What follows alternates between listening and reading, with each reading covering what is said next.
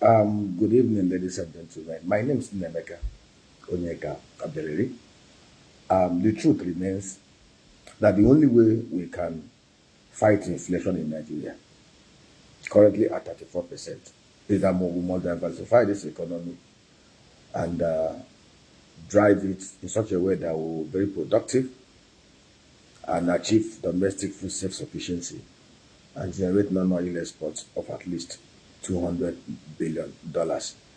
And if you look at it clearly, one of the major factors that is driving inflation in Nigeria, two factors: insecurity and domestic food supply gaps. And of course, in the one of the reasons why we have domestic food supply gap is because of insecurity that will not allow farmers to go to the farm, and of course, non-scientific and tech approach to agric and agripreneurship in Nigeria. I'll give you an example. In the Netherlands, less than 47,000 people work in the dairy value chain. Yet these 47,000 people generate almost about 24 billion euros annually. Just for 7,000 people. 1.6 million cows in 18,000 dairy centers, processing milk factories, and producing 8,000 tons of cheese, 12 billion liters of milk, beef, and other derivatives from that sector. Okay, let me leave what is happening in the Netherlands and look at Nigeria. What do we do? I've heard a lot of governments try to come up with all manner of interventions. Let me tell you, government does not run business. What government do all over the world is to provide the enabling environment, the policy framework, the support structures for the private sector to catalyze, to drive economic activities. I look at the Southeast where I come from. We have 95 local government areas, 5 states, 1,240 electoral ward. And we've done the numbers. I am privileged to chair one of the most integrated, robust, proactive agro company, the Southeast Farms and Agricultural Processing Company Limited. We play across all the value chain, upstream, processing, downstream, even distribution and logistics, and even storage. And it's not longer news that Nigeria loses almost about 3.5 billion trillion naira worth of agro products to post-harvest losses. And we've actually devised means, structures, and frameworks through which we can save this 3.5 trillion that we lose every year. And what do we do across the value chain? I've always advocated, rather than trying to see how they can use FAC and JAC, all we need is for the local government chairman working with the governors, commissioners for agriculture, agencies, the PPP offices, whatever agencies that they want to use. Structure is very simple. The communities own the land. Land in the Southeast is very, very scarce. We are just a small landlocked, small landmassed region. Because we have access to the sea. We can dredge through the Atlantic to Arashi or to any other part of, even to Azumini River, and have seaports. After Apapa Port is a river port. So we can actually create a river port in Arashi. We can create a river port at Azumini or any other place. If the governors are serious, they can create the river port. We can even create river ports, dredging through the escravos, through Warri, through Cocoa, all the way to Onitsha. All that we need are governors who are very proactive, provide the infrastructure, provide supporting security. The private sector will drive it. Okay, back. We've done the numbers. Netherlands, I don't know why I always go back. Netherlands, the 1.9 million hectares of arable landmass, lower than the 2.8 million hectares of arable landmass we have in the Southeast. Firstly, Netherlands has tractor population of about 1,320 tractors per 100 square meters. And if you look at the number, and if you are to do that number, we have 28,000 square kilometer landmass, arable landmass in the Southeast. 28,000 square kilometer. If you divide it by 100 square kilometer, that is 280. If you multiply it with the number of 1,320, that means we need about 369,600 tractors in the Southeast of Nigeria to be able to run true mechanized agriculture in the Southeast. And we're not even asking to buy the Ferguson tractors. There are mini tractors that goes for 3 million, 3.5 million that we can utilize that consume almost about just about 5 to 6 liters of fuel to be able to run for 10 hours. That can do up to 1-2 hectares in a day. The same thing that the big ones will do. And all we need is for the local government chairman working with the community. The communities are actually the key. We've done the numbers. Government does not run business. I'll give you an example. Take for example, now I've just read over the news. Oh, Enugu State government wants to do 340 greenhouses. Enugu State government does not need to fund it. We actually need about to be able to cover the veggie production. If we want to go by the word of greenhouse productions, to cover even the veggie food requirement in the southeast, we need to do almost about 50,000 to 100,000 greenhouses. Netherlands has about 350,000 greenhouses, covering about 10,000 hectares of land. They make almost about $1.5 billion every year just from veggies. And of course, there is no herdsmen disturbing anybody there. They do their greenhouses in the open field. Nobody's coming to break the net to steal, unlike in Nigeria where you have a lot of criminality everywhere. So basically what we expect the government to do, rather than just do clusters. We have 17 local government areas in Enugu State. All we need is the local government chairman of those local government and the governor. You can create a cluster, 100 hectares, 50 hectares, depending on what they can do. Provide an agro cluster, fence it, provide industrial borehole. Once you do that, provide security. You can put 6-7 armed men there. We will pay them. We, the private sector, Southeast Farms, and our consortium of investors will come take over the place. We will value it. Of course, the land belongs to the community. We will value the land. The land, we set up an SP. We will value the land. The land becomes the value of the community to the SPV. We will value it, and that is their equity contribution. They will have their share certificate. The local government chairman will fence it, put borehole. We will value the cost of the fence. It's going to be a PPP thing. This is the cost of the fencing. This is the cost of the borehole. We will value it.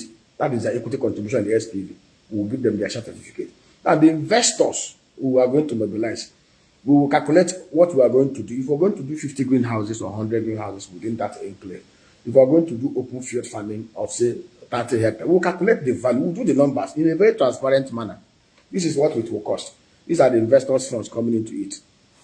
We'll value it and put it, that is their share equity contribution to that SPV, share certificate. Of course, the technical know-how that comes in, 10%, 50% goodwill, based on that technical knowledge. You cannot buy it in the market.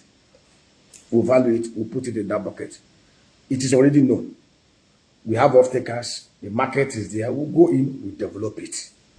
If we do it in every of the electoral wards in the southeast, clusters of like that, 100 hectares, 200, the communities are participating. Of course, in every community where such structures are put in place, the people that will work there will be sons and daughters of those communities.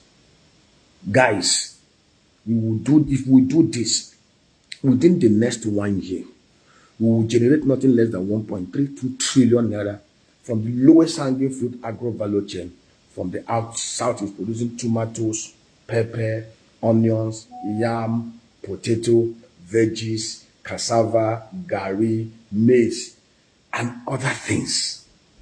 We can even do dairy, in clusters. But we can expand that one to be in every senatorial zone in the southeast. 15 senatorial zones. We can do clusters of agro-pastoral schemes.